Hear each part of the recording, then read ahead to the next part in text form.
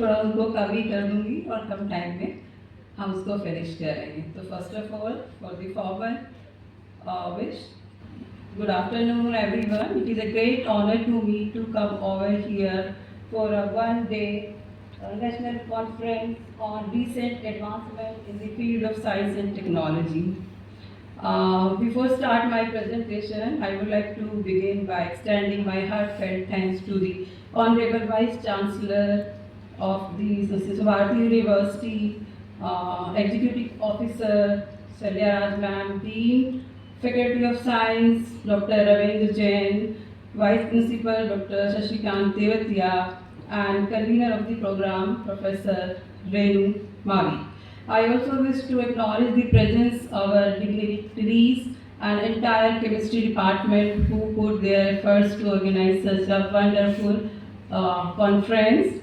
And at the last but not the least, I also wish to acknowledge the presence of students and participants here today. I will appreciate your patience to listen many presentation one by one, back to back, and आपको एक दो और शायद clear करनी पड़ेगी.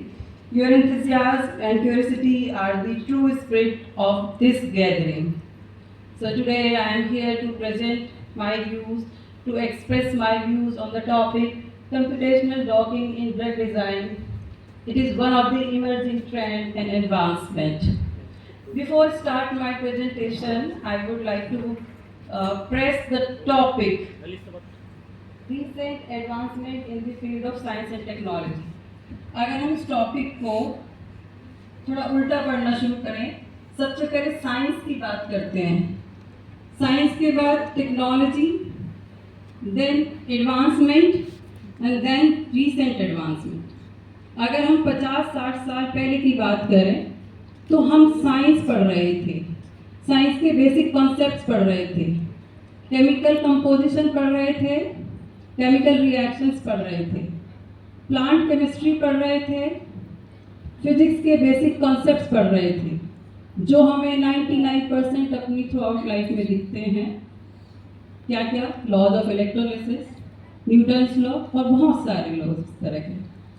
जैसे जैसे time बीता 1960s के बाद बहुत सारी टेक्नोलॉजी इमर्ज हुई just to make the science easy, just to make the research easy. और उसमें से एक दो एग्जाम्पल मैं लूँगी. एग्जाम्पल मेरे वही होंगे जो आपने सुने होंगे.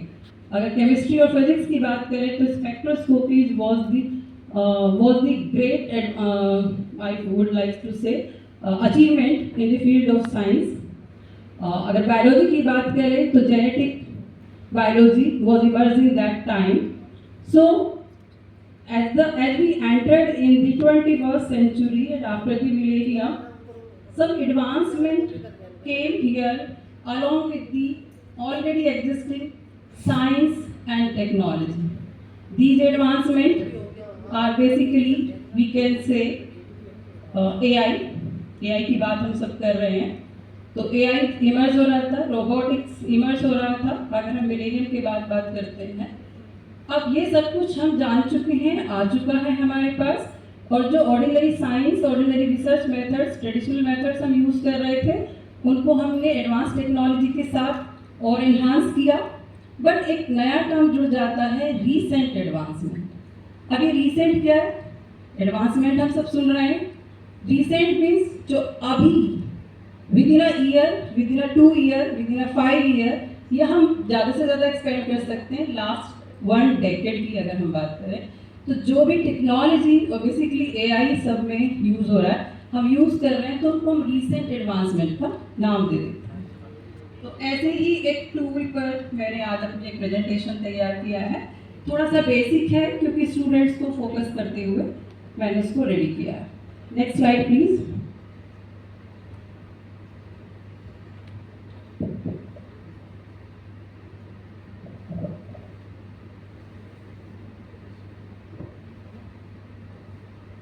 Are we having any operator for this? Yes. These are the contents of my presentation. I would not like to read out all these. We will take it one by one. First of all drug design, everybody knows drug design, ये word सबने सुना है? Drug design जानते हैं?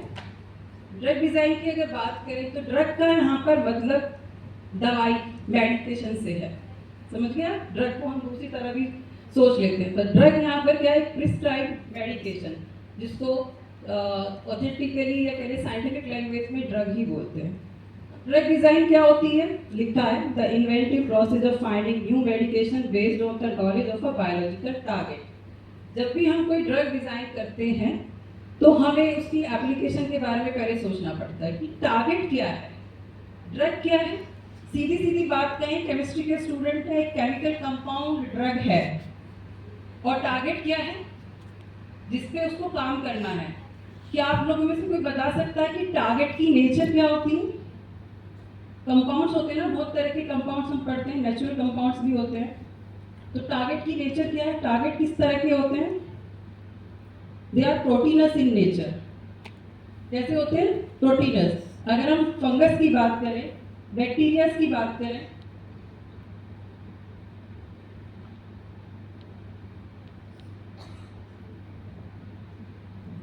अगर हम बात करते हैं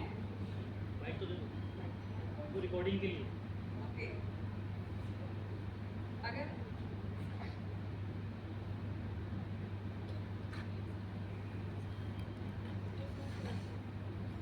बात करते हैं टारगेट की, तो टारगेट में कोई फंगल स्ट्रेन हो सकता है। मैं बहुत बेसिक एग्जांपल आपको बताऊंगी। कोई बैक्टीरियल स्ट्रेन हो सकता है। बहुत सारे हम एंटीबैक्टीरियल, एंटी फंगल दवाइयाँ यूज करते हैं, सुनते हैं, collectively it is known as anti microbial. हम एंजाइम पे काम करते हैं। All are proteins in nature and proteins show 3 types of structure, as you all know. We will talk here about the quaternary structure of protein. किसी भी protein की quaternary structure में 4 chains होती हैं। आप सब लोगों ने देखा होगा, तक पढ़ के आए हैं, एंजाइम एनालिसिस, प्रोटीन सब पढ़ा है आप लोगों ने।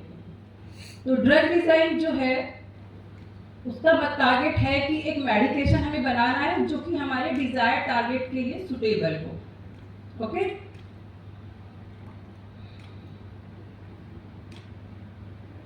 ऑब्जेक्टिव्स क्या होंगे ड्रग डिजाइन के? किसी भी ड्रग को हम क्यों डिजाइन कर रहे हैं, क्या पर्पस है? थेरेपेटिक टारगेट आइडेंटिफिकेशन, भाई जो हमारा टारगेट है उसको वो इजीली सर्च कर पाए, क्योंकि ड्रग को सर्च करना होता है बॉडी में जाकर या उस टारगेट पे जाकर।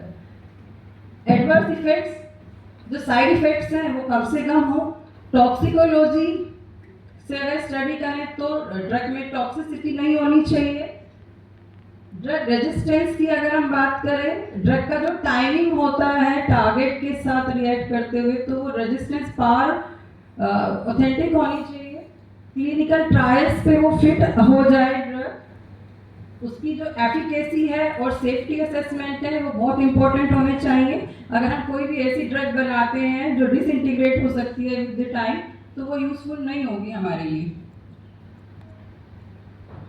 Reading the step involve in the regulatory approval, approval मिल जाए ड्रग को, वो बहुत जरूरी है। वो जब सारे पैरामीटर्स पे खरी उतरेगी तभी अप्रूवल मिलेगा। तो these all are the objectives of the drug. Last one, study of combinatorial chemistry is very important.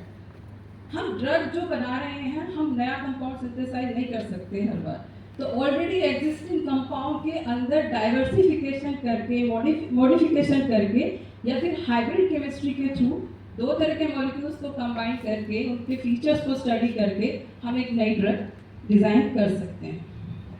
Next,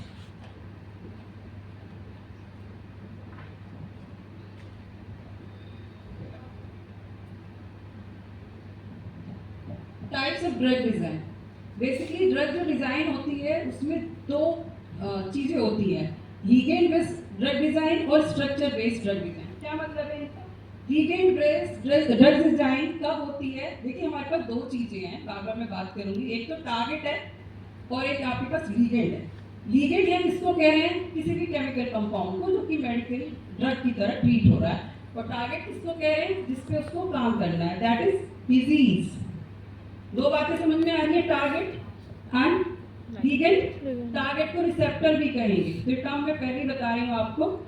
तो एक तो होता है ligand based drug designing. Ligand based drug designing का मतलब क्या होता है कि जब हमें टारगेट का स्ट्रक्चर पता नहीं होता, जैसे कि कोविड की बात करें, हमें टारगेट का स्ट्रक्चर फाइंड नहीं हो पा रहा था, ना, कौन सा स्ट्रेन है, बाबा म्यूटेशन हो रहा है, तो उसके स्ट्रक्चर पर हम नहीं जा पा रहे थे। तो ऐसे केस में जो ड्रग हमने बनानी है, जो कंपाउंड सिंथेसाइज करना है या डिजाइन करना है, जिसको हम लीगेंड कह रहे हैं, उसके स्ट्रक्चर के अकॉर्डिंग हम काम करते हैं। That is called ligand based drug design and the second one is structure based drug design. Second case पे हमें टारगेट का स्ट्रक्चर पता होता है, प्रोटीन का स्ट्रक्चर पता होता है, और उसके स्ट्रक्चर के अकॉर्डिंग हम लीगेंड डिजाइन करते हैं, ड्रग डिजाइन करते हैं। Clear to all?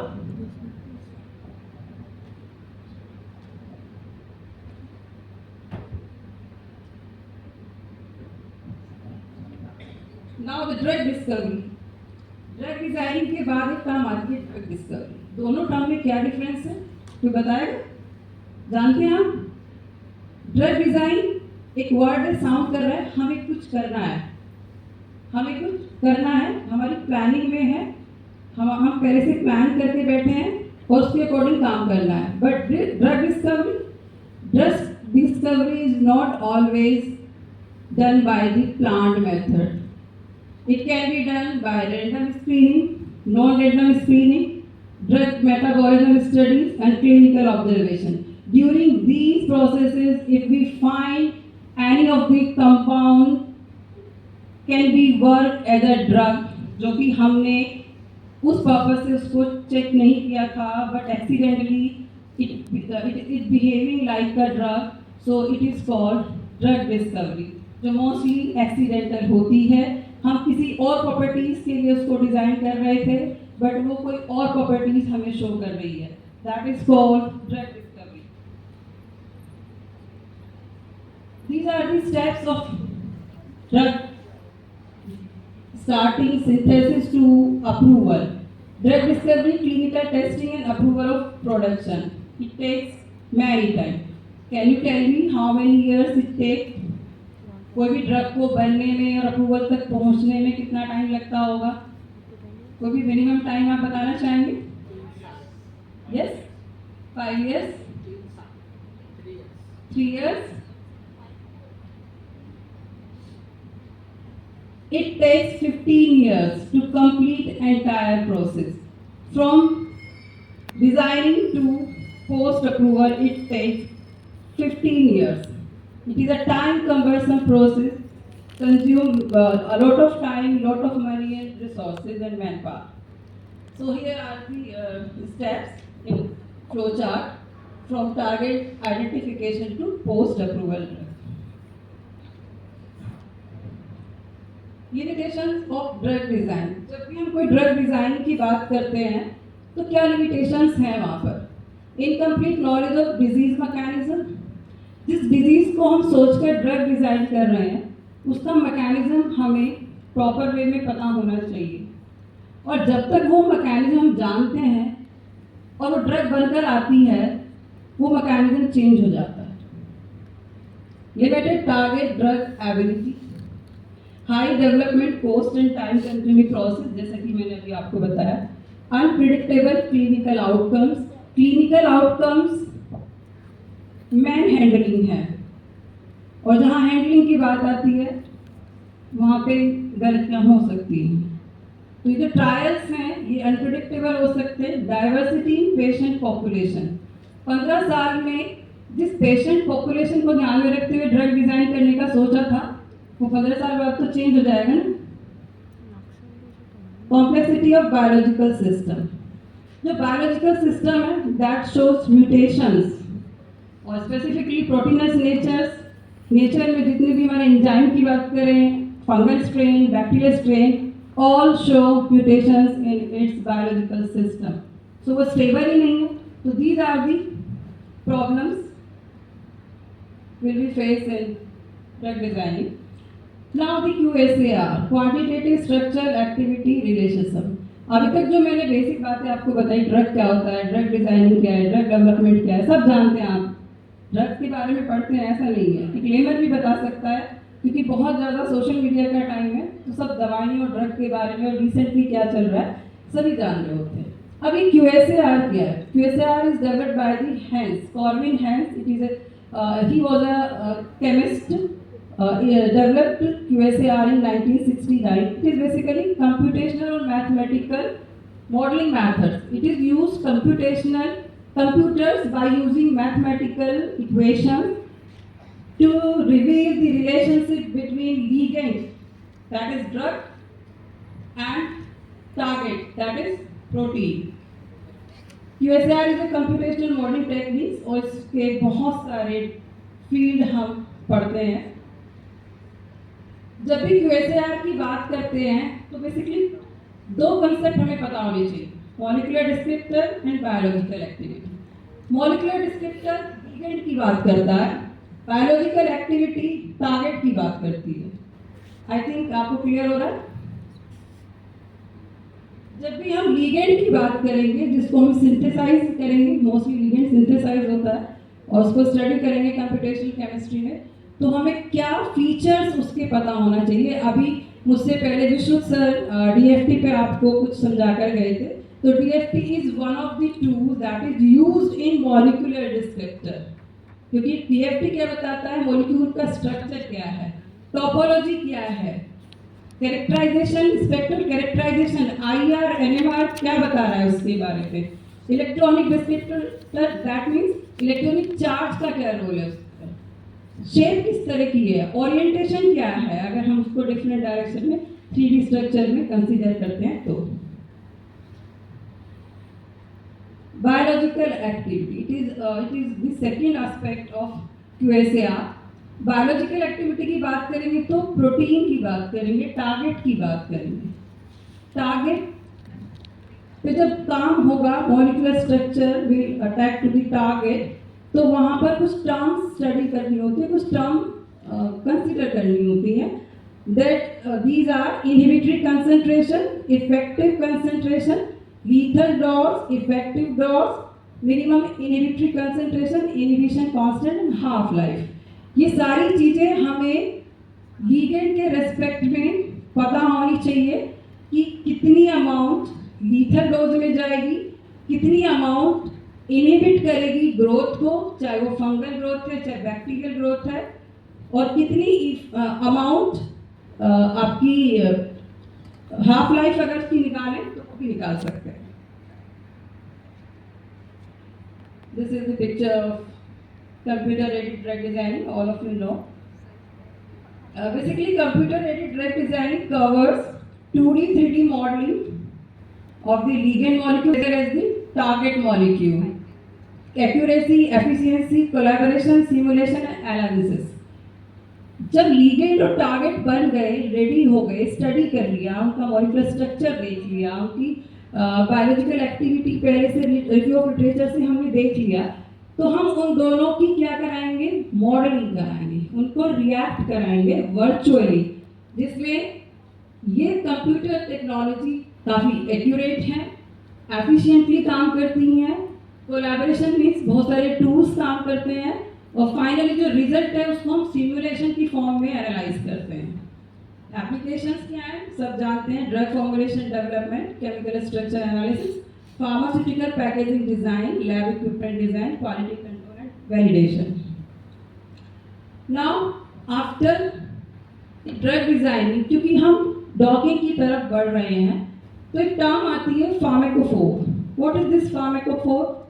आप किसी भी कंपाउंड का कोई स्ट्रक्चर लेते हैं, कोई भी कंपाउंड, आप कोई कंपाउंड इमेजिन कीजिए, बहुत इजीली मैं दे रही हूँ आपको, आप बीटा नैप्थोल ले लीजिए। बीटा नैप्थोल में 2 बेंजीन रिंग दिखती है फ्यूज्ड, और सेकंड पोजीशन पे क्या होता है, OH ग्रुप होता है। बीटा नैप्थोल आपको समझ आ गया?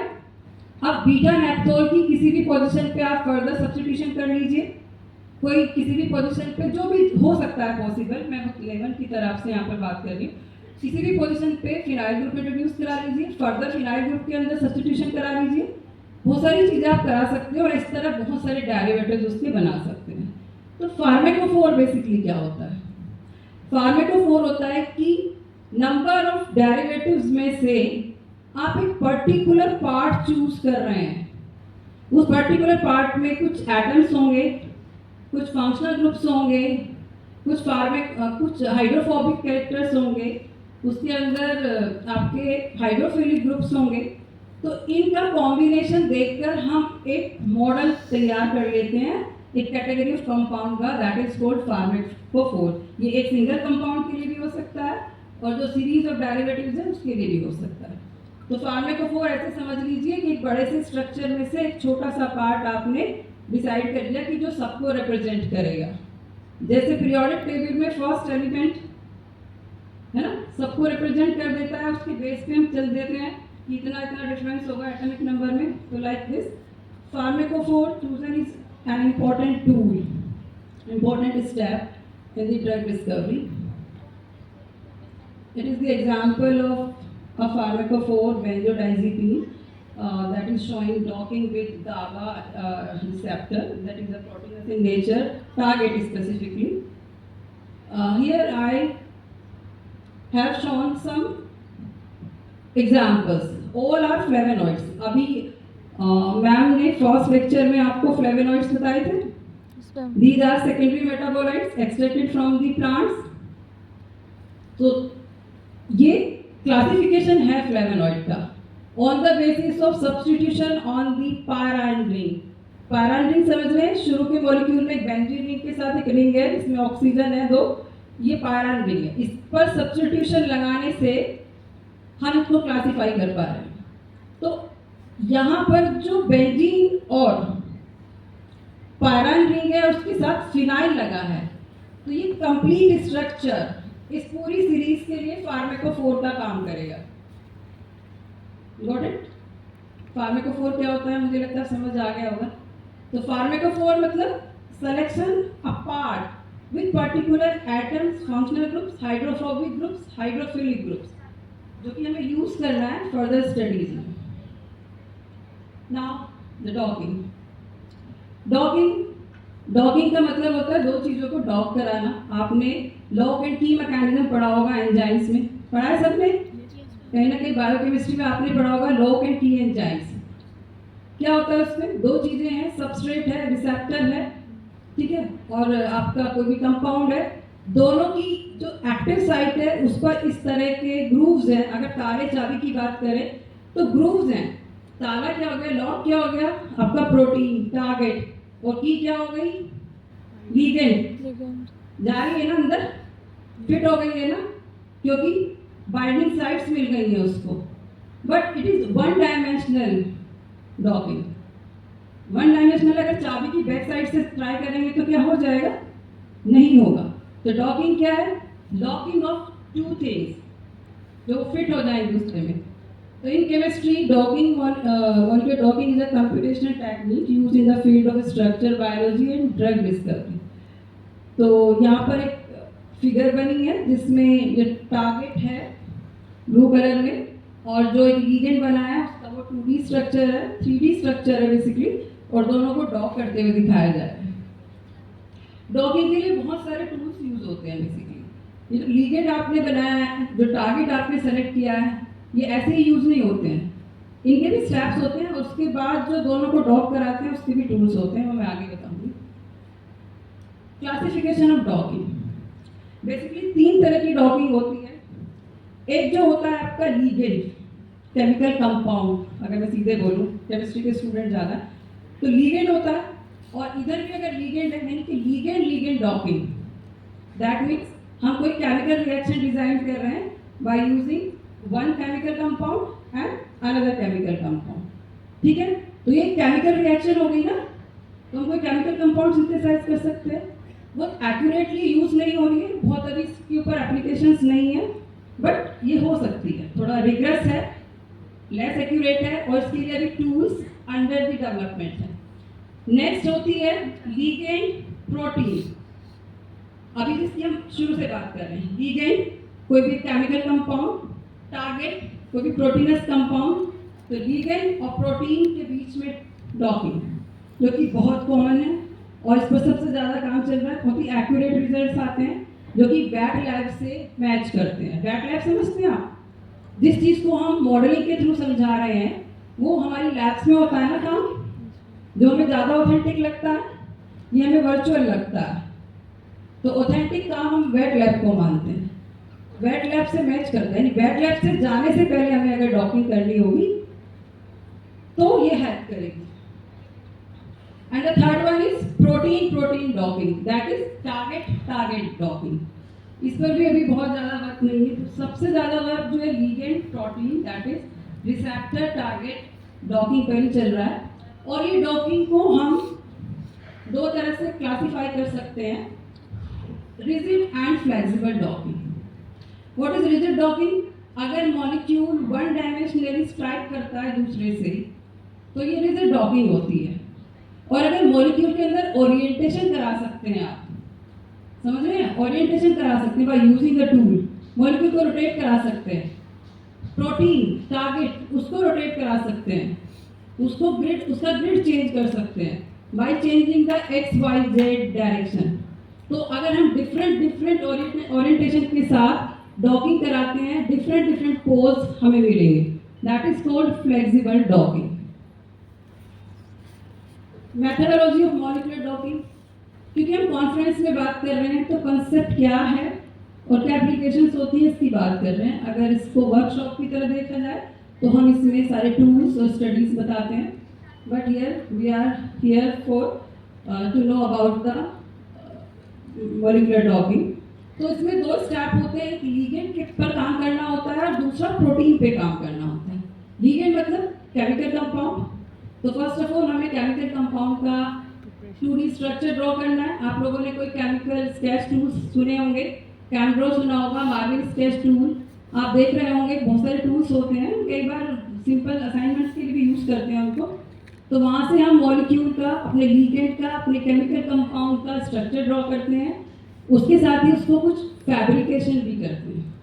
फैब्रिकेशन मीन्स उसमें से कुछ चीज़ें डिलीट करनी होती हैं, वो हमें लिटरेचर और रिव्यू से पता चलेगा हम किस लिगेंड पे काम कर रहे हैं, क्या प्रॉपर्टीज़ हैं, क्या डिज़ायर्ड क्वालिटीज़ चाहिए, क्या नहीं चाहिए।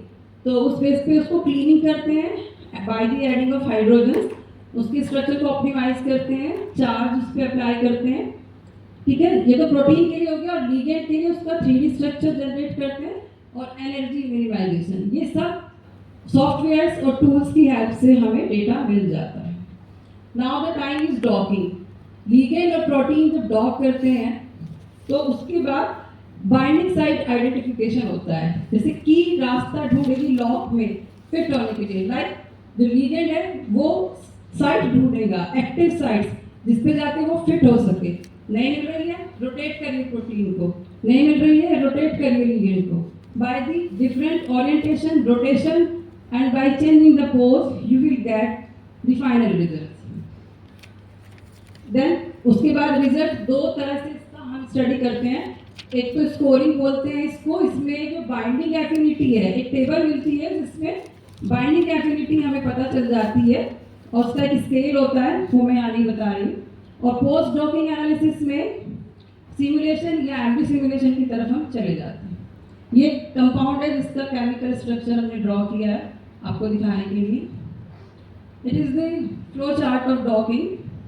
ये प्रोटीन है, आप प्रोटीन की सिंगल स्ट्रेन पे काम कर सकते हैं, सिंगल चेन पे काम कर सकते हैं, 2 चेन पे काम कर सकते हैं, 3 पे या 4 पे। 4 चेन्स होती हैं क्वार्टरनरी स्ट्रक्चर में। राइट हैंड साइड पे लिगेंड का स्ट्रक्चर है, 3 डायमेंशनल स्ट्रक्चर। उसके बाद प्रोटोनेशन किया जाता है दोनों का, पार्शियल चार्ज सेट किए जाते हैं। तो यहाँ पर बाइंडिंग साइट सर्च होती है और एक टूल के थ्रू दोनों को डॉक कर दिया जाता है। डॉकिंग के रिजल्ट्स आप एल्गोरिथम की टर्म में देख सकते हैं, डिफरेंट पोजेस पर आप उनको कैप्चर कर सकते हैं। Of my students, they did molecular docking on 7 compounds. All are these compounds reported in my thesis, and they used these compounds and done with molecular docking studies by using AutoDoc-Vina, that is the tool used for molecular docking. Docking analysis. After the docking results, it is important how to analyze the docking. तो docking को analyse करने के लिए different poses हम capture कर लेते हैं, इसके साथ ही फिजिकल डेटा हम वहाँ पर कलेक्ट करते हैं टेबल की फॉर्म में, बाइंडिंग एनर्जी की फॉर्म में, और उसके लिए भी बहुत सारे टूल होते हैं. Pywall is one of the best tool for this purpose, and I have mentioned here. Next is combinatorial chemistry. क्योंकि हम स्टार्टिंग से ड्रग डिजाइन की बात कर रहे हैं, डॉकिंग उसमें हेल्प कर रहा है, तो एक कॉम्बिनेटोरियल केमिस्ट्री बहुत इन है. दैट मीन्स कि we know the precursor compound. For example, if we are talking any flavonoid, flavone, isoflavonoid, chromol, and second time we have studied about the thiazole. Now we have studied the biological properties of flavonoid as well as the biological properties of thiazole. Now we decided to synthesize a hybrid by using flavonoid moiety and thiazole. This is called combinatorial chemistry. कि हम दो चीज़ों को combine करके एक hybrid बना रहे हैं for the betterment, for the improvement of the properties, for the improvement of the biological activity. Uses of docking in pharmacy. Starting से बात करें तो रश्मि मैम ने एक बात की थी कि बहुत सारे एरोमेटिक कंपाउंड्स कूल की तरह हमारे पास प्रेजेंट हैं, आइसोलेट हो चुके हैं, आइसोलेट करने हैं. उसके बाद तो उन कंपाउंड्स का हम डॉकिंग स्टडी कर सकते हैं. Before going on the wet lab, if we do the molecular docking, we will give the right direction that will help to less our time, to less our cost, and it will save the manpower. Wet lab का कोई substitution नहीं है, मैं आपको बताना चाहती हूँ. But before going to the wet lab, आप अगर computational chemistry के through wet lab में जाते हैं तो आई थिंक इससे हेल्प मिलेगी. अभी विनी शर्मा मैम ने एक एग्जाम्पल दिया था, उनसे मेरी बात भी हुई कि श्रीदेवी मर्डर केस में जो कंपाउंड आइडेंटिफाई हुआ कि ऑलरेडी उसने कोई ड्रग ली थी, that and beverages she took at that time, मैं नहीं बताऊंगी क्या था, तो उन दोनों की क्या केमिकल रिएक्शन हुई, इसमें डॉकिंग की हेल्प ली. तो अगर आपको वेट लैब के थ्रू रिजल्ट तक पहुंचना है, इट विल टेक टाइम. उससे पहले अगर आप डॉकिंग कर लेते हैं, I think it will help to reach the result. Wet lab पे फिर भी जाना पड़ेगा. There is no substitution. Virtual screening कर सकते हैं, understanding binding mechanism. जब हम wet lab करते हैं तो हम mechanism नहीं जानते. एक ligand है, एक organic compound, inorganic compound, एक protein है. आपने कोई भी method use किया, inject किया, inhibitory action देखा, आपको mechanism नहीं पता. Mechanism in term of orientation, mechanism in term of active sites. तो वो mechanism हमें किससे clear होगा? डॉकिंग से. Lead optimization. जब भी कोई ड्रग डिजाइन होती है तो हमें लीड ऑप्टिमाइजेशन करना होता है. लीड ऑप्टिमाइजेशन क्या होता है? हमें जो डिजायर्ड चीजें जो रिक्वायर्ड है वही मिले, एक्स्ट्रा चीज हमें उसमें ना मिले. समझ रहे हैं ना? क्योंकि हम टॉक्सिक इफेक्ट से बचना चाहते हैं, हम साइड इफेक्ट से बचना चाहते हैं, तो हमें ऑप्टिमाइज करना होगा कंपाउंड को. तो उसमें docking will help, no doubt. Protein ligand interaction studies बात कर ही रहे हैं इतनी देर से. Why computational chemistry superior to traditional research methods?